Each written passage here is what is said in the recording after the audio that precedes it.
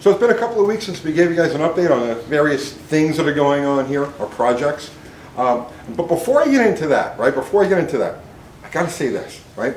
Every time we do any installment on this stuff, we've always got these idiots in the comments. You never finish anything, nothing ever gets done. Listen, there are 1,000 other YouTube channels out there that do builds. Find those and watch those. This is about process, this is about evolution, this isn't about getting stuff done in an afternoon. The Colorado River didn't dig out the Grand Canyon, in a day. It took time. Steady erosion, steady always moving, always digging, and the results are pretty profound.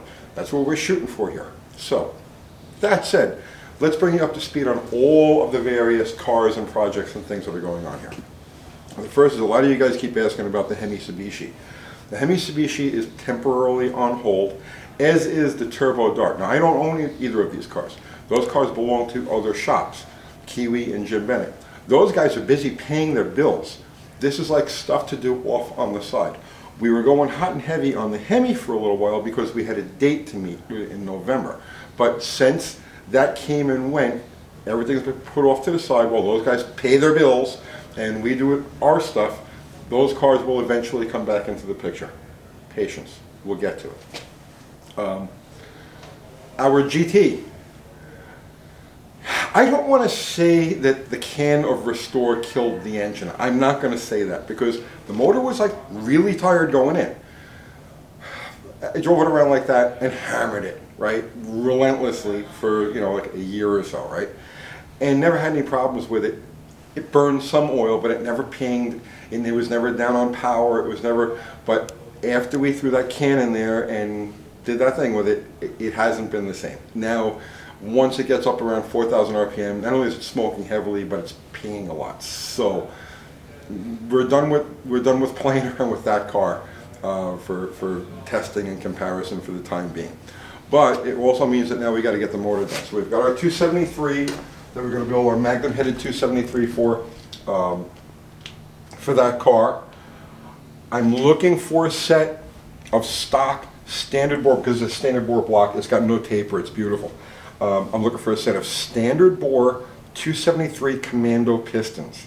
Right? If any of you guys out there, if you've got a set, throw us a message at uncletonysgarage@gmail.com. Tell us what you got. Just put 273 pistons in the what you've got and what you got to get for them. So I need the pistons for this thing. I have crank, I have rods and all of that, and I'll pick up a set of Magnum heads over at the local market yard. That's that. And also, because that car was so compromised down low, in this box with the red paint on it is a set of 323 gears for it, and over there in the corner I've got a set of tires and rims that are a little bit more suitable to get some power to the ground. So that's what's going on with that. We'll get to this in a minute. Let's go in order. Let's go back out here to the Gambler build. It's been rainy and wet here for the last 2 weeks, so we haven't done much on the actual car itself. My buddies John and Breon made these box plates that they're all bolted in place now. This is where we spliced the frame. So now all I got to do is just weld these in for extra support. So they did inside and outside. So this thing is bulletproof. And I said I haven't done anything else inside the car. This is actually the first day. It's nice. It's sunny. It's not raining. It's not too cold. But the next step here is to build out the trans tunnel and the firewall. So I'll show you what we got over here. Follow me this way.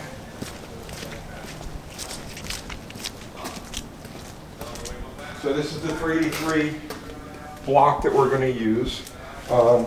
We've got a set of, just scored these, we got a set of big block truck mounts for it. So now the next step is to get these on the block. We've got a 727 here in pieces. So we're going to put this and the block in the car so we can mock everything up around, build the tranny tunnel, build the firewall, and get all of that squared away. Other than that, I mean, the car structurally, everything that we need to put in the car structurally is there now. It just needs well finishing. So that'll go over the next, I don't know, few weeks, just weather dependent. So that's what we're working on with that. Bottle rocket. Okay, so we're getting this car ready for the Riding Muscle Cars Mopars versus Brand X race in March. So let's see, what have we done with this thing? First things first, up until 2 weeks ago, I had never tried to do a stationary burnout with this car. So what I found was when I popped the clutch and went for the brake, the pedals were so close together and the spacing was such that my foot was caught between the clutch and the brake pedal. So doing a brake stand with this car was like impossible. So this is the pedal I had in the car, and you can see that it bent in towards the brake pedal, so they sat there like this. So what I did was I made another pedal for it. I don't know if you can see. So we've got that other pedal in the car now, and it's got plenty of distance now between the brake and the clutch, so I could do burnouts to my heart's content. Now also, yeah, Kat, go around to the other side.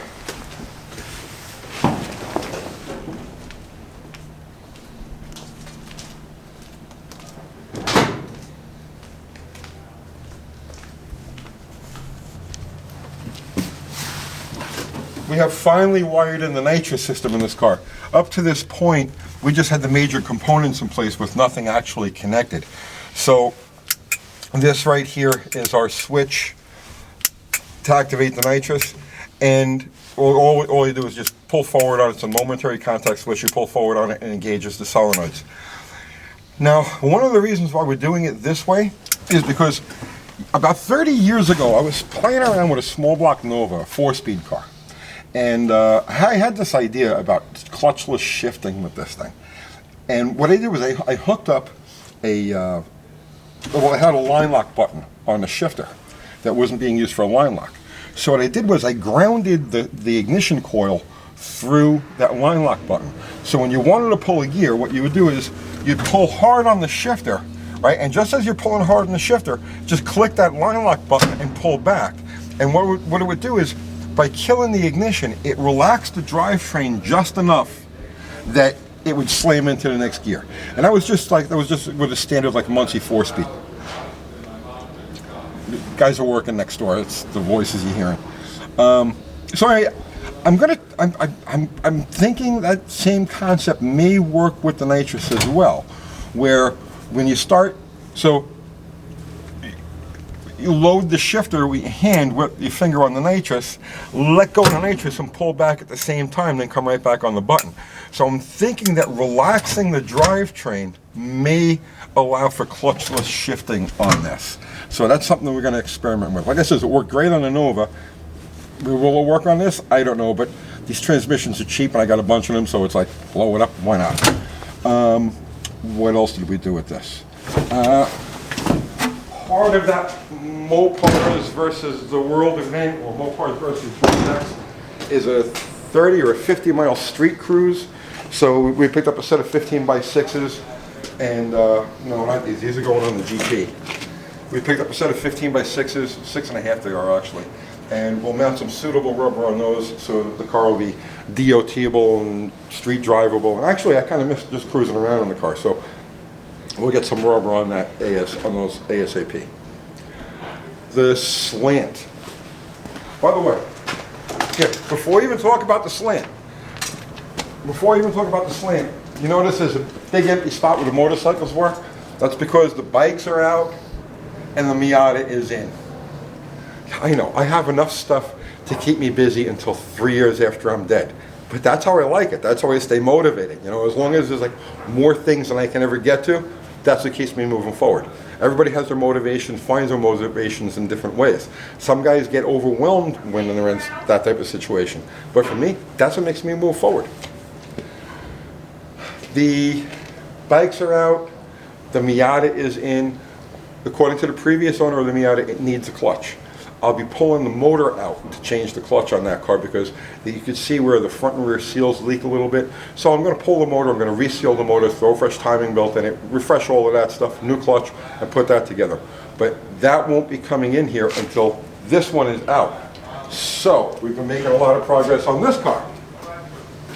All right. First things first is You saw the snazzy paint job I put on it. Inside here, we picked up a TCI shifter. That's the cheapest aftermarket shifter they have, and I've had them in other cars. They work really good. It's like $160 shipped. So we got the TCI shifter mounted in there, and that's ready to go. John Wilburn is building the torque flight for this, and you can, Uncle Kathy put a link to his videos at the end of this one, and as he progresses with that, we'll be adding links to every update video that we do. So that's on John Wilburn's channel. If you haven't gone over there and subscribed yet, do it. So that's that. We're working on, oh, okay. So, obviously we're going to run slicks on this car. It's going to be a drag-only car. This is the size tire that we're going to run, but it's not the actual tire that we're going to run because these things are old. They're like this. They've got some dry spots on the sides and whatnot, but they're on here just for fitment. And then try to find these in small bolt pattern Mopar, you know, 5-inch, rather 4-inch on 5 circle, small bolt pattern Mopar. I got them. I've been sitting on these things forever. So they're finally mounted. I had to add some longer wheel studs so that they'll be rule book legal. Also making the car rule book legal. Come this way. I just made this drive shaft loop for it yesterday. So that's all painted. Now we're going to put that in there probably tonight. I'll come back here and work on the car tonight. And the block. So, gave this thing its initial hone. I just had a perfect. Now remember, we took. There's actually there's 100 thousandths off the deck, and there's 110 thousandths off the head. The compression ratio with stock pistons should end up right around 10 3/4 to 11:1.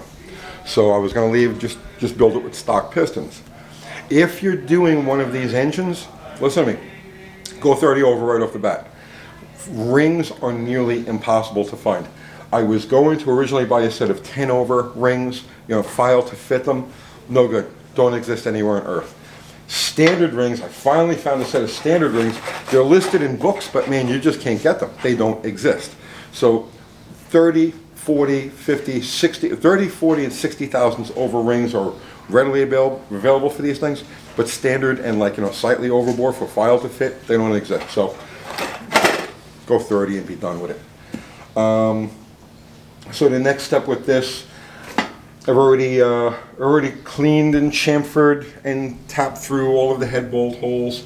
There is no bore taper. All of the lifter bores have been honed now, so all of that's all good. And now that just the final step is do a ring fit, which there's really not much I could do as far as a ring fit goes, except put them in there. But I do have to check bore taper on them and make any corrective honing I have to do on it that way. And I should have this assembled, not this week coming, but the following week. And the same thing with the head. The head is ready to go except for lapping in the valves. What else is there? Am I forgetting anything? Am I leaving anything out? I don't think so. The only other thing is we started doing, this week we lost like 2 days because of this. We started doing a car, my buddy Josh has a 71 Charger that we featured in a couple of videos in the past. And it's a low compression 440 with all the standard bolt-on stuff, you know, headers, intake manifold, and all that. So we are going to use that car for a series of carburetor comparisons and shootouts. Different manufacturers, different size carburetors, working our way up from 600 to whatever gives us optimum performance. And twice we had false starts with this car. He doesn't drive it very much, so we set up earlier this week. We put a day aside to shoot video with that thing, and we had a problem with the steering box. The bolts had actually loosened up, so the thing was wobbling. So brought that car back. We canned it that day, brought it back, tightened up the bolts on the steering box, made sure everything was good. Yesterday we go run out to where we had a little break in the weather. We go to run out to where we're going to make our timed runs, and it ate a front wheel bearing. So And this is, I tell you, what's happening with that car is typical of what happens with cars that don't get driven, don't get used very often, because like it's these little things that you don't pick out, little bugs and stuff that get you. If you use the car regularly and you regularly maintain it, you'll pick these things up. But when they sit, that's what happens. So we'll be back with that car in a series of carburetor tests, shootouts, and tuning videos within a week or two. So I think that's it. I think I covered everything. Right? Did I cover everything? Go watch other channels. Leave me alone. See you tomorrow.